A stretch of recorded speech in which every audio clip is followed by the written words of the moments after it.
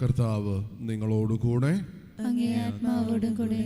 യോഹന്നാന്റെ വിശുദ്ധ സുവിശേഷത്തിൽ നിന്നുള്ള വായന. കർത്താവേ, അങ്ങേക്ക് മഹത്വം.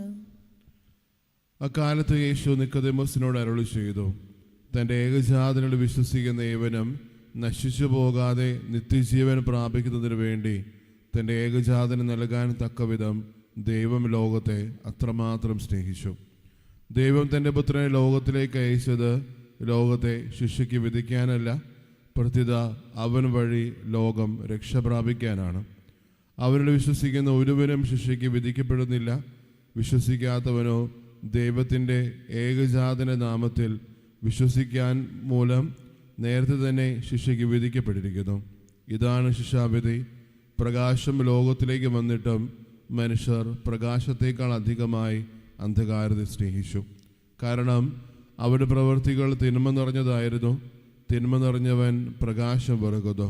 അവൻ്റെ പ്രവൃത്തികൾ വെളിപ്പെടാതിരിക്കുന്നതിന് അവൻ വെളിച്ചത്ത് വരുത്തുമില്ല. സത്യം പ്രവർത്തിക്കുന്നവർ വെളിച്ചത്തിലേക്ക് വരുന്നു. അങ്ങനെ അവൻ്റെ പ്രവൃത്തികൾ ദൈവ ഐക്യത്തിൽ ചെയ്യുന്നവയെന്ന് വെളിപ്പെടുന്നു. കർത്താവിൻ്റെ സുവിശേഷം. ക്രിസ്തുവേ, അങ്ങേക്ക് സ്തുതി.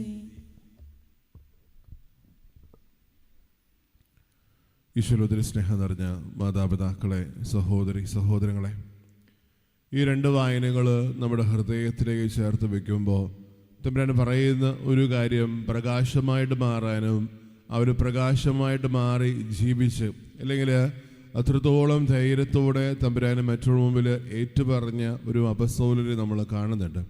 ഒരു പക്ഷേ ഹൃദയത്തിലേക്ക് ജീവിത മാതൃകയായിട്ട് ഈ അപ്പസ്തോലനെ ചേർത്ത് വയ്ക്കുമ്പോൾ നമ്മൾ ഓർക്കേണ്ടൊരു കാര്യം, ആ ഒരു ഗണത്തിൽ നമ്മൾ മുന്നോട്ട് പോകുമ്പോൾ എത്രത്തോളം ഈ ഒരു പ്രകാശമായിട്ട് മാറിയിട്ട് ധൈര്യത്തോടെ ക്രിസ്തുവിനെ പ്രഘോഷിക്കാൻ നമുക്ക് ഓരോരുത്തർക്കും പറ്റുന്നു എന്നുള്ള കാര്യമാണ്. കാരണം ആദ്യ വായനയിൽ അത്രത്തോളം ധൈര്യത്തോടെ, ഒന്നിനെയും ഭയപ്പെടാതെ, അത്രത്തോളം ദൈവത്തെ ഏറ്റുപറഞ്ഞുകൊണ്ട് അവരോരുത്തരും അവർ ജീവിതം നയിക്കുമ്പോൾ തിരിച്ചറിയേണ്ടത് പല കാര്യങ്ങളും അവർ നേരിടേണ്ടി വരുന്നുണ്ട്. പക്ഷേ ഒന്നും അവരെ ഒരു സ്നേഹത്തിൽ നിന്ന് പിന്തിരിപ്പിക്കുന്നില്ല. ഒരു പക്ഷേ പൗലോസ്ലീഹ ഈ സ്നേഹം കൊണ്ട് എന്നെ നിർബന്ധിക്കുന്നു എന്നുള്ള കാര്യം പറയുമ്പോൾ തിരിച്ചറിയേണ്ടത് അത് അത്രത്തോളം ആഴത്തിൽ ആ ഒരു സ്നേഹം തിരിച്ചറിഞ്ഞത് കൊണ്ടാണ്. നമ്മൾ ഓർക്കുന്നത്, ഈ വിശ്വാസയാത്രയിൽ മുന്നോട്ട് പോകുമ്പോൾ ഓരോ നിമിഷവും ഞാൻ വിശ്വാസത്തെ ഏറ്റുപറഞ്ഞ് ജീവിക്കുമ്പോഴും എത്രത്തോളം ഈ ഒരു വിശ്വാസത്തിന് വേണ്ടി നിലനിൽക്കാനും ഈ വിശ്വാസത്തെ പ്രഘോഷിക്കാനും നമ്മുടെ ഓരോരുത്തരും ജീവിതം കൊണ്ട് നമുക്ക് പറ്റുന്നു എന്നുള്ള കാര്യം നമ്മൾ ആത്മശോധന ചെയ്യണം. കാരണം ആ ഒരു കാലഘട്ടത്തിൽ പലപ്പോഴും നേരത്തെ ഇരുട്ടേറിയുന്ന പല ഭവനങ്ങളും ഒരുപക്ഷെ ഒലിവെണ്ണയിൽ തെളിയപ്പെട്ട ഓരോ തിരികളും കത്തിയെരിയുമ്പോൾ അവർക്കറിയാം ഒരു പ്രകാശം ആ ഒരു ഭവനത്തെ നയിക്കുന്നത് പോലെ എത്രത്തോളം പ്രാധാന്യം അർഹിക്കുന്ന ഒരു കാര്യമാണ് ക്രിസ്തുവെന്ന പ്രകാശം. കാരണം ഈശോയുടെ ഉദ്ധാനത്തിന് ശേഷം അവർ ഓരോരുത്തരും ഒരുമിച്ച് വരുമ്പോഴും പരിശുദ്ധാത്മാവിനാൽ നിറഞ്ഞ് ശിഷ്യന്മാരെ പ്രഘോഷിക്കുമ്പോഴും ആ പ്രകാശത്തെ സ്വീകരിക്കാൻ ഓരോ വ്യക്തികളും തയ്യാറാവുന്നുണ്ട്. ഒരുപക്ഷെ അപ്പോസ്തല പ്രവർത്തനത്തിൻ്റെ ആദ്യ ഭാഗത്തിലേക്ക് ചെല്ലുമ്പോൾ നമുക്കറിയാം, ആ ഒരു പ്രസംഗം പത്രോസ്ലീഹ നൽകുമ്പോൾ ഏകദേശം 3000-ഓളം പേര് പങ്കുചേർന്നു, അല്ലെങ്കിൽ ആ ഒരു കൂട്ടത്തിൽ ചേർന്നു എന്നുള്ള കാര്യം നമ്മൾ വായിക്കുന്നുണ്ട്.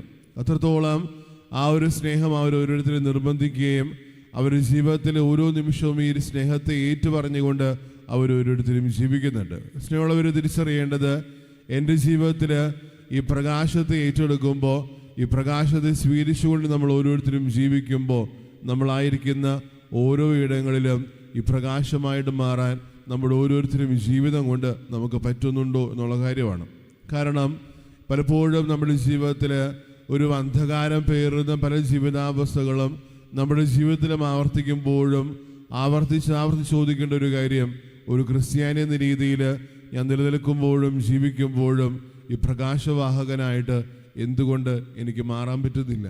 കാരണം ഉൽപ്പത്തിയുടെ പുസ്തകത്തിൽ ദൈവം നമ്മൾ ഓരോരുത്തരോടും അരുളി ചെയ്യുന്ന ഒരു കാര്യം, പ്രകാശം ഉണ്ടാവട്ടെ എന്നുള്ള കാര്യമാണ്.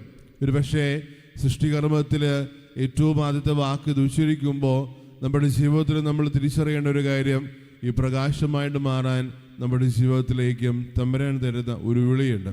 ആ ഒരു വിളിയോട് കാതോർത്ത് ജീവിക്കാൻ നമ്മൾ ഓരോരുത്തരും താല്പര്യപ്പെടുന്നതോടൊപ്പം തന്നെ ആ ഒരു കാര്യത്തിന് നമ്മുടെ ജീവിതത്തിലും നമ്മളും അതിനു വേണ്ടി പ്രയത്നിക്കുകയും അതിനുവേണ്ടി നമ്മുടെ ജീവിതത്തിൽ ചെയ്യുന്ന ഓരോ പ്രവൃത്തികളും മറ്റുള്ളവർ ഈ പ്രകാശമയമായിട്ട് കാണുകയും ചെയ്യുകയും ചെയ്യുന്നുള്ള കാര്യം നമ്മളെപ്പോഴും ഓർക്കണം. കാരണം പൗലോസ് ശ്ലീഹ ഓരോ നിമിഷവും എഫെസോസ് സഭയെ ഓർമ്മിപ്പിക്കുന്നത് പോലെ നമ്മൾ ഓരോരുത്തരും പ്രകാശത്തിൻ്റെ മക്കളാണ്, അന്ധകാരത്തിൻ്റെ മക്കളല്ല എന്നുള്ള കാര്യം തിരിച്ചറിയുന്നതോടൊപ്പം തന്നെ ആ ഒരു വ്യക്തിത്വ ഭാവയിൽ നമ്മൾ ഓരോരുത്തരും മുന്നോട്ട് പോകാൻ വിളിക്കപ്പെട്ടതാണെന്നുള്ള കാര്യം കൂടി നമ്മുടെ മനസ്സോട് ചേർത്ത് പിടിക്കാം. തവരാൻ നമ്മൾ ഓരോരുത്തരെയും സമർത്ഥമായിട്ട് അനുഗ്രഹിക്കട്ടെ. പിതാവിൻ്റെയും പുത്രൻ്റെയും പരിശുദ്ധാത്മാവിൻ്റെയും നാമത്തിൽ ആമേൻ.